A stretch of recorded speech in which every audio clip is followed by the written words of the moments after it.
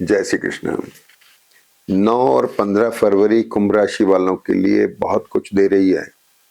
ये वीक आपके लिए बड़ा महत्वपूर्ण है, आपको इसका पूरा फायदा उठाना है।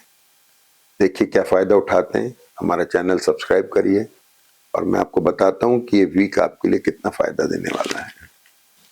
सबसे पहले मैं काफी समय से कहता आ रहा हूं कि नवंबर के महीने तक जो राहु केतु चल रहे हैं ये आपके लिए बहुत अच्छे हैं। कितनी भी खराब जन्म पत्री हो, ये राहु केतु आपको मददगार है। अप्रैल तक ये वर्गोत्तम में है, तो राहु केतु की प्लैनेटरी पोजीशन एक ही राशि में 18 साल में आती है। राहु केतु की जगह, केतु राहु की जगह 9 साल में आते हैं। और ये जो एनर्जी नोट्स हैं, कोई ग्रह नहीं है, ये 2 एनर्जी नोट्स हैं जो आपकी जन्म पत्री को एनर्जाइज कर देते हैं। एक्टिव हो जाती है जन्म पत्री, स्ट्रांग हो जाती है। बहुत अच्छे रिजल्ट, जब ग्रह घूमते हैं तो उनके रिजल्ट जो हैं बहुत अच्छे आने लगते हैं। राहु केतु के साथ जो ग्रह आएगा वो एनर्जाइज हो जाएगा, एक्टिव हो जाएगा। बड़ा इंपॉर्टेंट पोजीशन है। देखिए और क्या क्या चीजें हैं। बुध और शुक्र केंद्र में है, बड़ा ग्लैमरस कॉम्बिनेशन है, प्लीजेंट कॉम्बिनेशन है ये जो आपका केंद्र में चल रहा है। केतु यहाँ पर है, गुरु पंचम में, गुरु का पंचम में आना अपने आप में बहुत अच्छा साइन है, क्योंकि गुरु की दृष्टि भाग्य पर दृष्टि है, लग्न पर है, बहुत अच्छा साइन है। द्वादश में सूर्य मंगल अपने आप में बहुत अच्छी पोजीशन है, तलाशते हैं इस चीज को। सूर्य यहाँ पर छठे भाव पर दृष्ट होके डेट्स, डिसीज और लाइबिलिटीज को खत्म करते हैं। तो जब आपके ऑब्स्टेकल खत्म हो गई तो फिर बचा ही क्या, फिर तो जन्म पत्री उठनी ही है। मंगल जरूर अस्त है यहाँ पर, तो दशमेश के कारक मंगल हैं जो अस्त हैं द्वादश में बैठ के। तो अब शुरुआत ये करें हम कि बहुत अच्छी जन्म पत्री है। मेष राशि की बात करें तो तीसरा स्थान हो गया, केतु और मंगल दृष्ट हैं। केतु जो है बुध शुक्र राहु से दृष्ट होकर के प्लीजेंट है। एक बहुत इंपॉर्टेंट बात मैं आपको बताना चाह रहा हूं कि इस वीक में मंगल और शनि ने इस आपकी लग्न को, राशि को बहुत स्ट्रांग बना दिया है।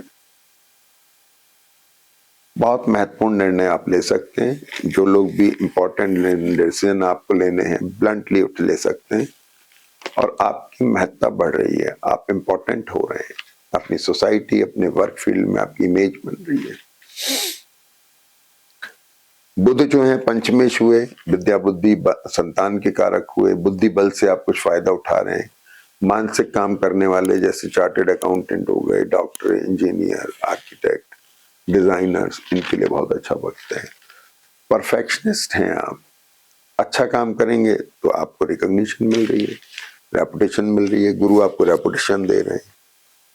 तो अब क्या हुआ कि शुक्र बुध केंद्र में है, तो भाई कफ, कोल्ड और टूथ प्रॉब्लम का तो ध्यान रखना है, उसमें तो कोई बात ही नहीं है। शुक्र को राहु केतु एसेट दिला रहे हैं, पंचम भाव का लॉर्ड हो शुक्र और बुध दोनों को एसेट दिलवा रहे हैं। गुरु को जो है मजबूती दे रहे हैं, गुरु आपको दृष्ट होकर के थोड़ा डिससेटिस्फेक्शन, हार्मोनल प्रॉब्लम दे सकते हैं, ऐसी कोई बात नहीं है, बाकी सब ठीक है। वृषभ राशि पर शनि की दृष्टि है, थोड़ा एसेट में रिशफल होना, खरीदना बेचना या एक्सपेंडिचर, ये सब चीजें दिख रही हैं। सबसे इंपॉर्टेंट तो गुरु हैं जो पंचम भाव में बैठे हैं, संतान पक्ष के लिए लाभकारी हैं, आपके विद्या बुद्धि संतान के कारक हैं। आप पढ़ने वाले हैं तो आपके लिए मददगार हैं, आपके बच्चों के लिए मददगार हैं। छठे स्थान पे सूर्य मंगल शत्रुनाशक हैं। सप्तम भाव पे शुक्र बुध राहु केतु की पोजीशन, मंगल की पोजीशन मैरिटल और बिजनेस रिलेशनशिप को स्ट्रांग बना रही। लेकिन ध्यान रखने की बात क्या है कि ये तीनों कॉम्बिनेशन तो यहाँ दृष्ट है ही, मंगल भी दृष्ट है। केतु के साथ मंगल एक एक्यूट पोजीशन बनाते हैं, तो शुक्र मंगल, शुक्र बुध, मंगल बुध यहाँ पे थोड़ा हल्का फ्रीज कैरेक्टर बना रहे थे, यानी केतु यहाँ पर बड़े स्ट्रांग बैठे हुए हैं, जो मंगल की वजह से थोड़े इरिटेटिंग हो सकते हैं, एक्यूट हो सकते हैं। बहुत प्लीजेंट है, सब कुछ अच्छा है, जैसे पालतू कुत्ते से खेल रहे हैं, खरोंच आ गई उसके नाखूनों से। पाप ग्रह होते हैं वो कुछ ना कुछ असर अपना जरूर देते हैं। तो मैरिटल और बिजनेस रिलेशनशिप, प्रोफेशन में एक स्ट्रेस आ रहा है, एक्यूटनेस आ रही है। ब्लड प्रेशर, थायराइड, शुगर, इन लोगों को थोड़ा ध्यान रखने की जरूरत है। स्पाउस की हेल्थ का ध्यान रखने की जरूरत है।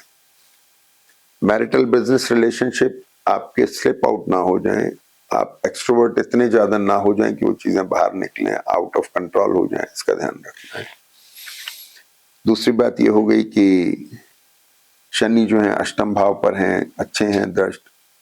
शनि अष्टम पे पूरे साल भर है, इसलिए जो लोग लिकर कंज्यूम करते हैं उनको ध्यान रखना है, लीवर एनलार्ज होने की पोजीशन बन सकती है।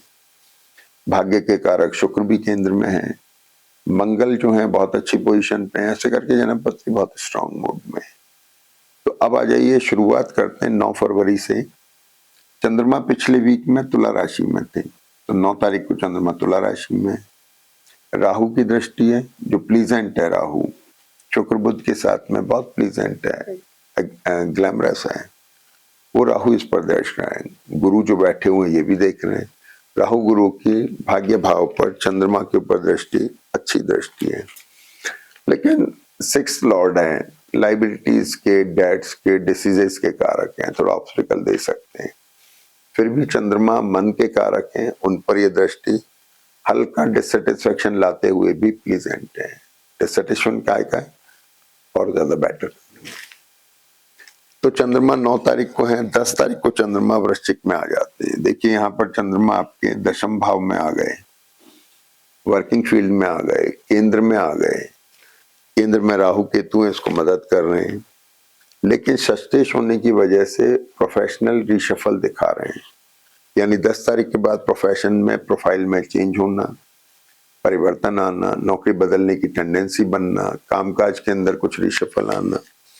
लेकिन चंद्रमा को राहु बुध शुक्र मदद कर रहे हैं, स्ट्रॉन्ग प्लैनेट है, तो भी कैरेक्टर प्लीजेंट है, खुश मिजाज है, ठीक है यार हो जाएगा कोई बात नहीं है, इस तरह की चीज आ रही है। लेकिन प्रोफेशनल चेंज की तरफ ही चंद्रमा जा रहे हैं। 10 तारीख को चंद्रमा जो है, जो वृश्चिक राशि में है, जिनके लॉर्ड मंगल हैं, अस्त हैं लेकिन उच्च राशि में बैठे हुए हैं। मकर राशि मंगल की उच्च की राशि है, लेकिन 10 तारीख को एक कर्क नवांश में आ जाते हैं, थोड़ा हल्का मिनिमाइज हुए, लेकिन सूर्य के साथ इनका बल बना हुआ है। अगली बात क्या हुई कि 10 तारीख को ही बुध भी आपके वृश्चिक, 11 तारीख को चंद्रमा फिर वर्गोत्तम में आ जाते हैं। चंद्रमा 11 तारीख को वर्गोत्तम में 10:52 तक, तो आप इस चंद्रमा के फायदे उठा सकते हैं, कुछ नई शुरुआत करने में, नए मुहूर्त में, कुछ नई इंपॉर्टेंट मीटिंग्स में इसका फायदा आप ले सकते हैं।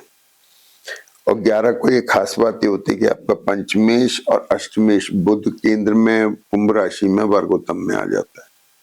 बहुत आइडियल पोजीशन है, मतलब मानसिक काम करने वाले, विद्या बुद्धि संतान के लिए बहुत अच्छा समय, एसेट फॉर्मेशन के लिए बहुत अच्छा, एसेट दिला रहे हैं। तो 11 से 13 तक जो बुध आपके वर्गोत्तम में कुछ न कुछ जरूर खरीदवाएंगे, ना हो तो एक मोबाइल खरीद लिया, छोटी मोटी लग्जरी प्लान और कोई चीज ले ली, या जो लोग शेयर मार्केट, एनसीडीएक्स का उतार चढ़ाव का काम करते हैं, लग्जरी प्रॉन इन्वेस्टमेंट से ये भी खरीदारी हो सकती है। इस तरह की कोई भी चीज मान सकते हैं जिसकी संभावना बन रही है। और ये आपके मैरिटल और बिजनेस रिलेशनशिप के लिए भी बड़ा स्ट्रांग है, उनको ये प्लीजेंट बना रहे हैं, बेटर बना रहे हैं, आप थोड़ा अच्छे मूड में हैं। इसके बाद में चंद्रमा 12 तारीख को धनु राशि में आ गए। चंद्रमा या धनु राशि में आ गए। चंद्रमा जब धनु में आ गए तो मैं बार बार धनु राशि के लिए तो आपसे हर वीडियो में कहता हूं कि शनि गुरु से दृष्ट होके चंद्रमा बहुत एक्सप्लोरिंग मोड में है, लेकिन बुध की जो खरीदारी वो इतनी ना हो जाए कि आपकी लाइबिलिटीज बढ़ जाए, इसका ध्यान रखना है। केतु से भी दृष्ट है, प्लीजेंट कैरेक्टर है, बड़े प्यार से लाइबिलिटीज बढ़ रही है, चाहे संतान के लिए खरीद रहे हैं, पत्नी के लिए खरीद रहे हैं, कोई भी बाइंग कर रहे हैं, पता लगा थोड़ी ज्यादा हो गई, लाइबिलिटी खड़ी हो गई, ध्यान रखने की जरूरत है। संतान पक्ष के लिए विशेष तौर पे अपने माइंडसेट को लेकर के ध्यान रखना है, और दूसरा बच्चों की हेल्थ को लेकर के भी थोड़ा ध्यान रखना है जब तक कि चंद्रमा धनु राशि में है। इसके बाद में देखिए कि 13 तारीख की 12 तारीख को चंद्रमा धनु में आ गए, और चंद्रमा जो है यहाँ पर धनु राशि में, जी हाँ ठीक है। अब आ जाते हैं हम, हाँ 13 तारीख को सूर्य कुंभ राशि में आ गए। सूर्य जो यहाँ थे ये अब सूर्य केंद्र में आ गए। अब जब सूर्य केंद्र में आ गए तो भाई आपका आत्मबल बढ़ा, आपको रिकॉग्निशन मिल रही है, आप जाने जा रहे हैं, अपने काम से आप पहचाने जा रहे हैं। विद्या बुद्धि संतान के लिए बहुत अच्छा है, एसेट के लिए बहुत अच्छा है। सूर्य राहु के साथ बैठ करके हल्का गले की परेशानी, कफ कोल्ड तो बताते हैं, क्योंकि 1 महीना सूर्य रुकेंगे तो अलग अलग तरीके से रिजल्ट आएंगे, उसको हम आगे बताते जाएंगे आपको।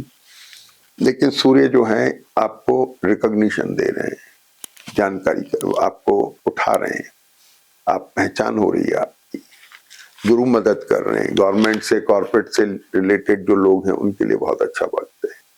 जो लोग गवर्नमेंट से काम करते हैं, व्यापार करते हैं, उनके लिए अच्छा वक्त है। लेकिन सबसे खास बात क्या है कि इस सूर्य की दृष्टि भी है, सप्तम भाव पे मंगल की दृष्टि भी है, इसको थोड़ा सा एग्रेशन में ला रहे हैं। एक्यूट तो है ही है, तो मंगल ने से एक्यूट बनाया, सूर्य इसको थोड़ा इरिटेशन में डाल रहे हैं। तो मैरिटल और बिजनेस रिलेशनशिप में आपके एग्रेशन की वजह से ऐसा ना हो कि वहां पर उसका प्रभाव कमजोर हो जाए। बिजनेस के अंदर आपके एग्रेशन से बिजनेस के रिलेशन पे फर्क आ सकता है। नौकरी पेशा में जो स्ट्रेस है, इसकी वजह से या तो काम की बढ़ोतरी हो सकती है, बहुत ज्यादा काम बढ़ सकता है, आप बहुत व्यस्त हो सकते हैं, या फिर आपके एम्प्लॉयर के साथ रिलेशनशिप में थोड़ा फर्क आ सकता है। ये डिपेंड करता है और आपको इसका थोड़ा ध्यान रखना चाहिए। तो एक ये बात हो गई। और शादी ब्याह के मामले में मैंने बताया प्लीजेंट तो करेक्टर है, लेकिन एग्रेशन नहीं रखना। एग्रेशन रखेंगे तो उसमें थोड़ा खटास आने की संभावना बनती है, थोड़ा ध्यान रखें। अब सूर्य यहाँ आ गए, मंगल वहां पर बैठे हुए हैं, और इसके बाद में 15 तारीख को चंद्रमा मकर राशि में आ जाते हैं। चंद्रमा मकर राशि में है, दोनों ग्रह छठे भाव पर दृष्ट हैं। एक्यूट एसिडिटी से बचने की जरूरत है। एक्यूट एसिडिटी से दर्द वर्द हो सकते हैं शरीर में, ध्यान रखने की जरूरत है। प्रोफेशनल चेंज के पूरे आसार दिखाई दे रहे हैं, कामकाज में परिवर्तन आ सकता है, आपकी वर्क क्षेत्र में आ सकता है, वर्किंग आपकी बदल सकती है, रिडिफाइनमेंट में जा सकती है। और शनि और चंद्रमा की वजह से ये जो कुछ भी डेवलपमेंट आते हैं, इसकी वजह से सारा कॉम्बिनेशन जो बहुत स्ट्रॉन्ग है, जहां पर सूर्य, राहु, बुध, शुक्र ये बैठे 4 ग्रह, ये भी रिडिफाइनिंग मोड में चले जाते हैं। पुनर्विचार हो रहा है काम काज को लेके, प्रोफेशन को लेके, मैरिटल और बिजनेस रिलेशनशिप को लेकर के, एसेट को लेके, बच्चों को लेकर के, अपना वर्किंग फील्ड अगर है, मानसिक काम करने वाले उनको बहुत कुछ चीजें इसमें सोचने को मजबूर हो रहे हैं आप। तो देखते हैं अगले वीक में आपकी इस सारी सोच का क्या रिजल्ट निकलता है। चैनल हमारा देखते रहिए, सब्सक्राइब करिए। जय श्री कृष्ण।